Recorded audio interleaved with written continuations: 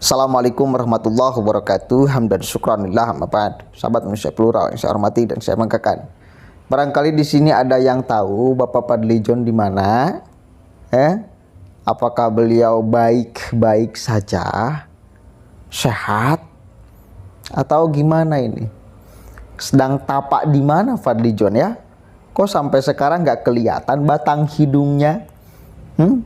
Atau karena Bapak Prabowo-nya sudah masuk lingkaran istana dan kayaknya akan tetap masuk lingkaran istana, dan Fadlizon sedang mikir bagaimana caranya agar tetap bisa mendekati mereka untuk kepentingan politik. Sementara mereka sudah sangat berlawanan dengan Bapak Prabowo Subianto. Ini bingung, ini mana yang harus saya dahulukan? Pimpinan partai saya atau kemudian kemunafikan saya? Perjuangan membela mereka hanya karena ingin mendapatkan suara. Mana yang harus didahulukan? Bingung setengah mati ini Fadlizon. Yang dulu sempat ramai, sempat viral, sempat aneh sekali dengan sikap Fadlizon yang bahkan menganggap Sugik Nurharja sebagai seorang ulama. Fans Fadlizon itu salah satunya Sugik Nurharja. Kata Fadlizon, ya, Sugik itu ulama. Ya, tentu itu barometernya kepentingan politik, bukan barometernya ilmu agama. Kita lihat nih jejak digital Fadlizon yang kemudian mulai diangkat oleh publik. Mudah-mudahan ini memancing Fadlizon untuk keluar sarang. Pengen tahu saya sekarang bagaimana dia bersikap. Kita cek nih ya videonya. Ada pujian dari Fadlizon, yaitu di sini memuji sosok Gus Nur. Saya jadi penasaran ya, kira-kira pada waktu dulu itu dalam cuitan Fadlizon ini banyak yang mendukung apa enggak ya? Ini padahal pada tahun 2018 masih tersimpan rapi ya jejak digitalnya. Oh alah, ternyata ulama model Sugi yang suka miso-miso ini toh Pak. Pantesan hasilnya seperti sampean yang hobi nakar iman orang lain. Biar aja gerombolan sesat akan berkumpul dengan orang sesat juga. Wakil Ketua DPR percaya dengan orang yang tidak lulus sekolah dasar dan bilang kalau beliau ulama. Logika akal sehat saya kok berbalik ya. Pantes ke bawah kualitas bicaranya. Saya toblok, itu ulama dari mana? Di mana jadi santri dan kapan mondoknya? Nasab ilmunya? Ngajar tafsir kitab apa? Jadi orang bener mudah kok. Kenapa mempersulit diri? Saya jadi heran, padahal Fadlizon juga wakil ketua MPR ya pada waktu itu, tetapi ternyata malah memuji sosok Gus Nur. Apalagi pada tahun 2020 kalau nggak salah, itu juga Gus Nur belak-belakan lewat detik.com bahwa Gus Nur itu belajar agama otodidak dan mengaku juga tidak pernah belajar ke pesantren alias otodidak, tetapi banyak pengikutnya. Bahkan Denny Siregar kemarin juga sangat heran sekali, ternyata Gus Nur ini juga tidak lulus SD alias hanya sampai kelas 5 SD saja, tetapi pengikutnya sangat banyak sekali. Iya, bahkan banyak orang selain Denny Siregar juga terheran-heran, mengikut Gus Nur lumayan banyak. Bahkan setiap kali persidangan tentang gugatan ijazah palsu, ya banyak pendukung Gus Nur yang datang. Nah, dari sini coba kita lihat komentar-komentarnya, kira-kira bagaimana ya? Slogan mereka akal sehat, lalu lihat kayak gini, itu akal sehatnya gimana ya? Sehat jasmani aja bang, warasnya nyaris nggak ada. Kayaknya lebih cocok yang pakai sebutan Gus itu Gus Fadli deh. Meskipun maksa, tapi lebih jelas pendidikannya dan mondok di Senayan. Lasugi kelas 5 SD drop out, pelajaran. Ulama anak kirom, beban Gerindra. Akun siapa Bib? Aku nggak iso lihat. Zaman sekarang modal kopiah putih bisa disembah-sembah. Nah, ternyata di sini dari berita ini ternyata juga ada. Ini malah tertanggal 18 November 2021. Berarti banyak yang telat ya. Nah, di sini pegiat media sosial Yusuf Muhammad memposting sebuah foto yang memperlihatkan politisi Partai Gerindra Fadlizon tengah berfoto bersama pendakwah Sugik Nurharja atau akrab disapa Gus Nur. Yusuf Muhammad pun lewat cuitannya di Twitter pada Kamis 18 November 2021 menyebut Gus Nur merupakan seorang ulama versi Fadlizon. Ulama versi Fadlizon, cuit Yusuf Muhammad. Lebih lanjut, Yusuf Muhammad pun menanyakan soal kabar Fadlizon yang menurutnya 4 hari belakangan ini tak lagi tampil di publik. Ia pun lantas mendoakan semoga anggota DPR RI fraksi Gerindra itu dalam kondisi baik-baik saja. Dilihat dari foto yang dibagikan Yusuf Muhammad tersebut, tampak Fadlizon tengah berfoto selfie bersama Gus Nur. Foto tersebut awalnya dibagikan Fadlizon lewat kicauannya di media sosial pada September 2018 silam. Dalam narasi kicauannya itu, Fadlizon menyebut sosok Gus Nur merupakan seorang ulama yang pemberani. Yes, akhirnya sekarang ketahuan ya, ternyata Fadlizon itu sangat ngefan sekali sama Gus Nur. Entah itu apa ada kepentingan pilpres atau gimana ya. Yang jelas ini tahun 2018 itu ada foto Fadlizon bersama Gus Nur. Entah besok pada tahun 2014 kemungkinan beda lagi. Apalagi sekarang Pak Prabowo, yaitu Ketua Umum Gerindra, itu sekarang ini juga berada di pemerintahan Presiden Joko Widodo. Bisa jadi besok skemanya sudah berubah lah.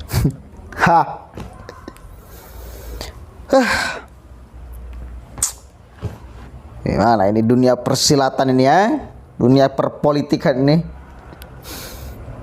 Semakin hari semakin ramai, semakin seru. Rekam jejak diungkap satu persatu. Saya kemarin mengungkap rekam jejak, penting. Rekam jejak itu penting, ya. Kola Anies Rashid Baswedan. Jangan lihat orang itu dari visi misinya, jangan. Karena visi misi bisa dikarang. Visi misi boleh jadi orang tidak menjalankan visi misinya. Lihat rekam jejak Kola Anies Rashid Baswedan. Rekam jejaklah yang menentukan kualitas seseorang. Dan maka sekarang banyak orang yang mengungkap, yang menunjukkan rekam jejak. Salah satunya rekam jejak yang terus dimunculkan itu Anies Rashid Baswedan. Karena itulah permintaan beliau. Maka publik, maka netizen memenuhi permintaannya. Dan sekarang yang diungkit itu jejak, rekam jejak Fadlizon yang menganggap bahwa Sugik Nur Harja sebagai seorang ulama. Gila. Enggak, ini kenapa saya terus bahas? Ini fenomena loh. Ini fenomena. Fenomena akhir zaman mungkin ya. Kok bisa itu? Bahaya loh.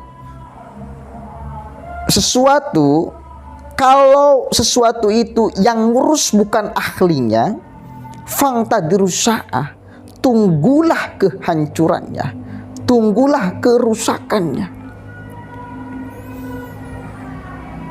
Orang yang bukan ahli agama udah ngurus agama padahal bukan ahlinya, itu bahaya. Fangtadirusa'ah, tunggulah kehancurannya.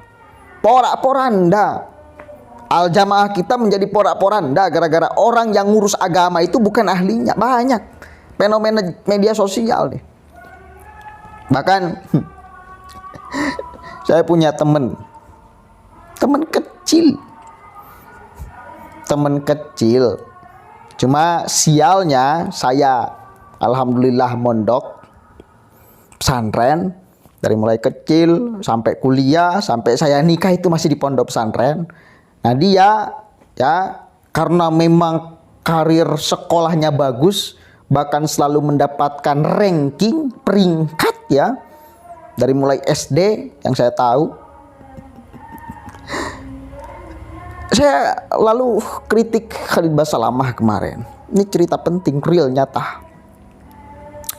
Hanya karena saya menggunakan kalimat bodoh, tolol, dia marah-marah. Atau dia ngeritik saya lah, bukan marah-marah. Dia ngeritik saya habis-habisan. Gak nyangka kenapa bisa seperti ini gitu. Sayang, menyayangkan sikap saya yang seperti itu. Ya. Saya terangkan. Tapi ya susah. Karena kawan kecil saya itu, saya lihat ini udah terpapar virus Khalid Basalamah nih. Sudah terpapar virus Khalid Basalamah. Dalam motivasi hidup, Khalid Basalamah memang cocok, bagus. Tetapi dalam sikap-sikap agama, dalam penilaian Khalid Basalamah terhadap persoalan, itu banyak ngawurnya. Bahkan prinsip-prinsip agama banyak kemudian Khalid Basalamah dobrak. Begini ya, saya terangkan pelan-pelan.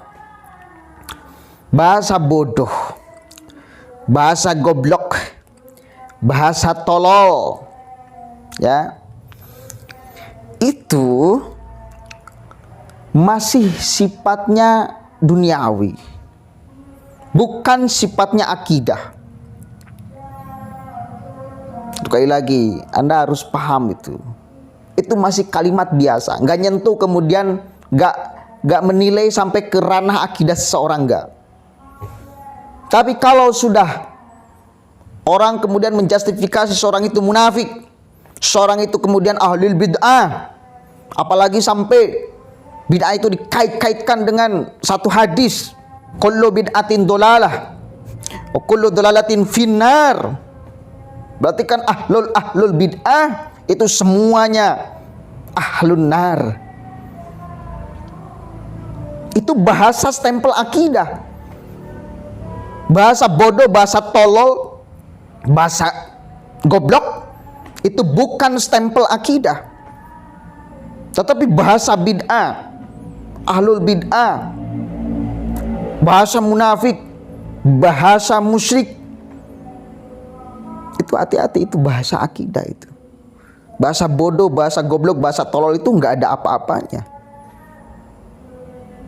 Ya, dibanding mereka-mereka yang suka mengatakan itu bid'ah tuh, dan bid'ah itu kullu bid'atin dolalah wa kullu dolalatin finnar. Dibanding mereka-mereka yang suka mengatakan itu musyrik tuh, itu bahasa-bahasa akidah. Hati-hati. Jadi saya ingin mengatakan kepada kawan kecil saya, ya, lebih berbahaya bahasa akidah daripada bahasa-bahasa bodoh, tolol, dan segala macam. Dan itu kita tahu sama-sama, Abu Jahal, bapak bodoh, itu biasa nyebut bodoh kepada orang yang memang bodoh gitu loh. Kenapa Abu Jahal disebut bapak kebodohan? Karena ya bodoh dalam sikap-sikapnya. Bukan bahasa akidah tuh. Tapi kalau sudah bid'ah, musyrik, itu stempel-stempel akidah, hati-hati. Kan itu kan Khalid Basalamah CS itu sering stempel orang itu ahlul bid'ah segala macam.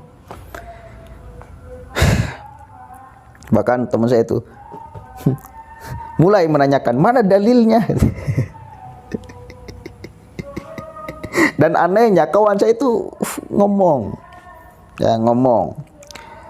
saya memang bodoh di dalam beragama, saya bodoh di dalam ilmu agama, dan menganggap saya pribadi lebih pintar. Mestinya kalau sudah paham itu ya udah, berarti saya punya alasan-alasan tertentu kenapa kritik Khalid Basalamah. Karena Khalid Basalamah CS itu sering menstempel orang itu bid'ah, ahlul bid'ah, sering menstempel itu orang itu musyrik segala macam. Sering menstempel. Apa yang kita lakukan itu sebagai kelakuan bid'ah. Kalau ada contohnya dari Rasul. Hati-hati ya.